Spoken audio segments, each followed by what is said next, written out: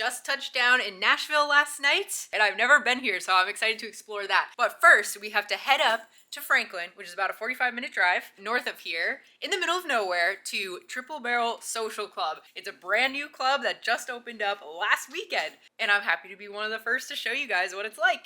Starting route to Franklin.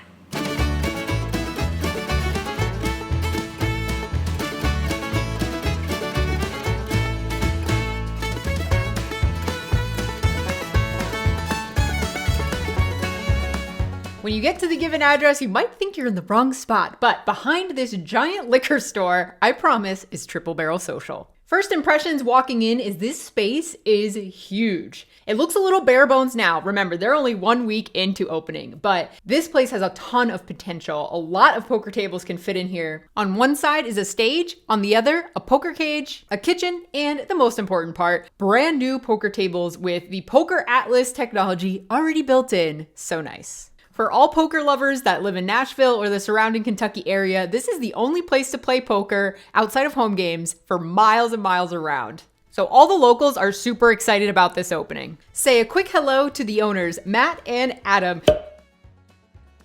These guys, plus their staff, have worked tirelessly to get this place open, often having to jump into many different roles to get the job done. I'll give you guys the rest of the tour, plus information about memberships, etc. in next week's vlog when we go to play the meetup game. For now, we've got a tournament to play. Today we're playing a $240 event with 30,000 in chips to start.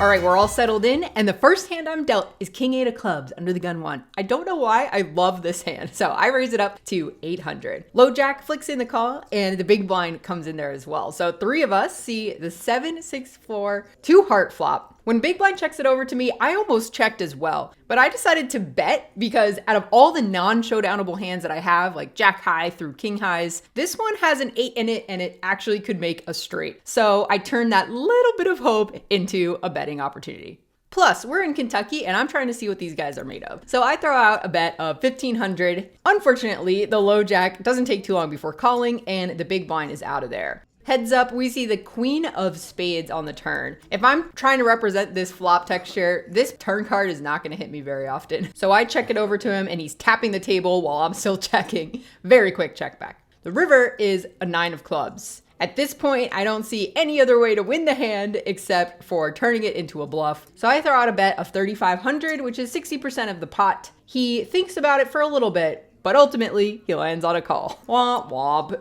Very first hand, getting my bluff called, doesn't feel great, so I flip it over and say, King high. Oh man, nice hand. He turns over the other 2 8s for a pair. It is good, and that's how we start off the tournament. Since that hand, I've made a few chips back, and now I look down at pocket aces under the gun. So I make it 1,600 to go. The button makes the call, and when it folds to the big blind, he looks a little cheeky, and everybody starts giggling because right before this hand, he saw the cash game opening up at the other table, and he announced that he was for sure gonna punt his stack and go join him. And indeed, he says, Yep. We obviously stick the money in, the button folds, and we see that we're up against. I'm like, I should Hollywood, but whatever, I have aces. Here we go. Oh my god. Pocket kings. Well, you wanted to play some cash. Oh my god. He's trying to make it look like he's punting. He made me laugh when he said all that. I'm like, I know what you're doing. That's right. All right. There's no flush out there. No king. Flush wins. Good luck at the cash. Hold on. And with that, our pocket aces dream scenario secures the knockout and sends our friend over to the cash game tables. Now we're scooping in a huge pot and we almost have 2 full starting stacks. 2 hands later, a very friendly guy named Rob opens the cutoff to 2,000. I'm in the small blind with pocket 5, so we're in there. And the big blind is an older gentleman. He makes the call as well. So 3-handed, we're gonna see 7, 6, 5, 2 spade flop. That's right. Right after aces are against kings, we make bottom set. So I start out with a check, big blind checks, and Rob bets 3,200 into the 2 of us. I make the call, No idea why. Definitely should be raising. And the big blind comes along as well. At least we have that going for us. The turn is another 5. Big. We just make 4 of a kind. So it's okay that we didn't raise. We're just going to make quads and seal the deal. So I check. Unfortunately, the other 2 check as well. So to the river we go. Let's try to squeeze out some value with 4 of a kind here. The river is the 8 of diamonds. I'm hoping somebody's got a straight or something going on that they slow played and will raise my river bet. I go 7,500 into the 2 of them. Big blind doesn't take too long before calling. Cutoff though makes the fold. So I announce my hand. Just quads. Whoa! We'll leave that one up there for you. Okay. Oh, man. I hope he's like, I had a freaking 9. Oh my gosh. A 9. It lost anyway. Just quads. How much did I hold? Oh. How'd you like that turn card? I love that turn card. I like the flop. I just take the flop. So you got a 9, you still lose. 9 sucked for you. I know, I had the straight. You did? Oh my gosh. Nice just call. And obviously, that's going to be a winner. I don't know if you could hear him in all of that commotion, but the big blind player claimed he had a straight. He had a 9 for the straight on the river. So actually, with a results-oriented view, if I raise big on the flop, I don't know if he's calling with just a gutter, and we just get lucky on the river that he banks his straight to pay us off. And even though I'm not getting paid, I'm still running hot in these baby pots. I made a set of 5s, then I made a set of 10s, and then it all comes crashing down. Blinds have gone up to the 1200 level, so people are getting short stacked, and I raise Queen Jack suited under the gun 1 to 2500. The hijack snap calls, he's got 17 blinds, and the cutoff announces 10,900. So he's all in for 9 blinds. So if I was just heads up with the 9 big blind stack, I would obviously be calling this off because it's such a cheap price and Queen Jack suited plays well against whatever he's shoving. But I also have to take into account this hijack player. Because he only has 17 big blinds, I thought that most of the things that were willing to call off my ISO jam would have jammed themselves pre-flop against my open raise. So that's why I decided to stick out a big chunk of blue chips in the hopes of getting a ton of folds from this hijack player. And that hope is immediately squashed when he asks all of us if we could still rebuy. And the answer is yes, so he tosses in the call. Oh man, I was trying to get you out. And now we are in a 3-way all-in, most likely with the worst of it. Let's see what we're up against. Queen and 10s. Oh my gosh. Okay, just put a jack. Spade. 10. 10 will help. Got 2 of them. Yeah, but that'll give you a straight though. We don't spike one of the 2 remaining 10s on that river, and instead we ship over most of our profit from the day. Not to worry though, because the next level, Button finds an 11 big blind shove spot, and now I'm looking down at pocket 7s in the big blind. This is squarely in our calling range here, and we are way ahead when Button flips over ace 4 offsuit. By the river, we do indeed hold, and we scoop in almost the amount we lost last hand. Pretty cool of Matt and Adam to hire a food truck right outside the poker room. Tater tots and tournaments, anyone? Look at the busto, boy. Okay, moving tables now. We're down to 18 people left. And you guys know how I feel about these suited kings. So when I look down at king 4 suited in the hijack, I raise it up to 3,000. Button makes the call. Big blind makes the call. 3 ways now. We see the king, queen, 4, baby. It's the 2 pair that nobody will ever put you on. So when big blind checks, we're going to start with the bet. I bet 3,000 because we're 3 ways. There's a lot of draws. People can raise. People are short. You get the picture. Button folds and big blind tosses in the call. I have been battling with this guy all day and I've lost every single pot to him. So please, dealer, let us win this one. The turn is a 5 of clubs. Looking pretty solid for me. Big blind checks. Now we're going to size up a little bit. We're going to be charging this guy to either hit his draw or continue with his worst 1 pair hand. So I make it 10,000 to go. He doesn't think too long before calling. And now on the river, the 6 of spades comes in.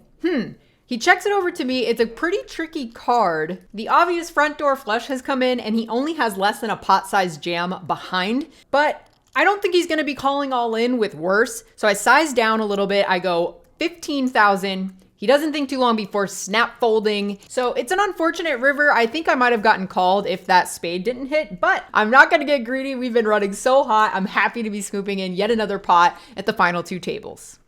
A few hands later, it's deja vu. We've got a suited king and we've got the same exact two opponents calling our 3,000 raise. The flop comes out 8-8 deuce, 1 heart, 2 clubs. We don't have really any backdoors. We just got a couple overs. So I decided to check it over to them. I had been c-betting every single hand I'm involved in, so I decided to slow down with this one. Fortunately, the other 2 players check it back. And now we spike a king on the turn. We are out of position against 2 opponents, and I think this is a medium strength top pair holding. So I get a little sneaky with it and throw in a check. Hijack takes the bait and puts out 4,000. Button folds, and I'm gonna continue with a little bit of a trap. I don't see any reason to raise, so I toss in a call. The river is a jack of spades. He either has a lot of bluffs or a slightly better king, so I check it over to him again. He only bets 6,000 now on the river. So this is gonna be an easy snap call, and he says, I turn my hand over for good measure, take in the pot, and we're cruising up to over 90,000 in chips. Next, I open at 9-7 of clubs on the button, and the big blind has been in every single hand that I have raised so far, and this one is no different. He tosses in the call, and the flop comes out king 4 deuce with 2 clubs. And this is where things get interesting. He just open jams for 21,000 into a pot of 10,000 or so. This really puts us in an awkward spot, but when I thought about it a little longer, I think that this hand is a comfortable fold, and if I had a slightly better flush draw, like even a jack high flush draw or better, that I would just make the call. But I'm getting a really terrible price, and I only have 9 high, so it's gonna be hard to win at showdown against whatever he's shoving with. Fortunately for us, he does show us that he had a better flush draw, so yay, pat on the back, we made a good fold. Quite a few people have busted now, and we're down to the final 12. I get dealt pocket jacks on the button and raise it up to 5,000. The big blind is my blue sweater nemesis. He has already folded a couple of times to my open raises. He's not gonna do it again. So he defends, and we both see the 10-4-3 2 spade flop. Once he checks it to me, I realize that blue sweater is not a fan of folding flops. So with a hand that needs this much protection against overcards and a flush draw coming in, I size up to 8,000 in chips. Once again, he makes the call. So we both see the ace of diamonds turn. When he checks to me, I quickly check it back, and the river brings in the front door flush. Didn't want to see that card. This is a terrible run out for pocket jacks. He now leads very quickly for 15,000 in chips. I really don't feel good about this spot, so I make a very disciplined laydown, and he does not show. We'll never know if that was good or not. The bad news is I lose quite a few pots after that. The good news is we made the final table, but only 5 people cashed. So we're probably one of the shorter stacks. I think I have around 50,000. Fingers crossed, we can split it up. Hit it! That's what I'm talking about. Wait! Okay, now, from the beginning. So first things first, when I make a final table, I am checking out everyone's stack and seeing how we all measure up. From left to right, seat 1 has a big stack, seat 2 is a baby stack like me, and then seats 3 all the way to seat 7 are medium-ish stacks. Then we've got the monster chip lead to my right in seat 8. That's a perfect place. We love having him to the right as chips tend to move clockwise around the table. And then there's me in seat 9. We've got 50,000 chips at 4K big blind, so we've got some work to do. We lose a player right away when he loses a flip with pocket nines versus the monster stack's ace king. And now I'm the clear short stack with only 42,000 left. Next thing you know, I'm in a short stacks dream scenario when the 2 big stacks to my right are colliding in a huge 3-bet pot. By the river though, the ace queen of the monster stack gets lucky and chops against the shorter stack's ace king. So the prospect of losing 10,000 chips every round is not looking good for my cashing potential. And then this spot happens. 5 different people at the table all limp in, and we're in the big blind. So if we can find anything decent, we can rip our stack in the middle and either pick up all of this dead money or just be up against one person and not only double our stack, but win all of these limpers chips. So I'm pretty devastated to look down at this. We don't flop anything and we have to find another spot.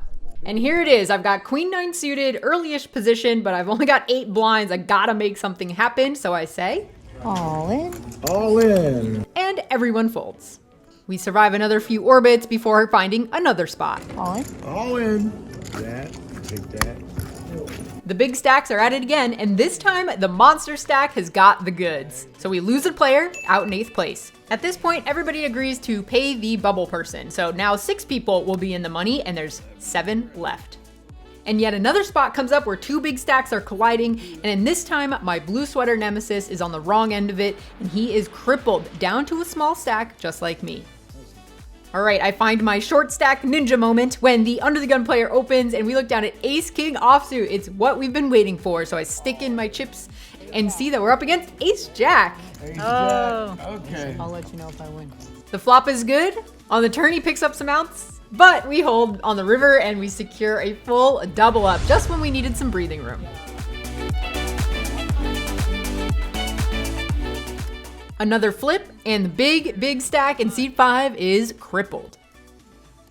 So seat 5 finds his spot now. He's only got 2,500 chips. He puts them in the middle. And this is an interesting spot that kind of comes up at FTs. I've got pocket 7s now in the cutoff. All of the stacks behind me cover me. I don't want to go all in and get called and lose to the 2,500 micro stack and then end up bubbling the tournament. And nobody's been putting a lot of pressure on the bubble. So I put in just a call with the 6K, hoping that everybody kind of understands that if they call behind, we've got multiple hands going up against the micro stack, and it's more likely that we bust him and we're all in the money. But that does not happen. The button sticks all of his chips in the middle. He's gonna put pressure on me to fold. The other 2 people fold. So obviously we're out of there, and unfortunately for the button, his plan didn't go so well because he's got ace queen against the micro stack's ace king. So I wish he would have let me in there. Lucky for him though, he spikes a queen, and with that, we are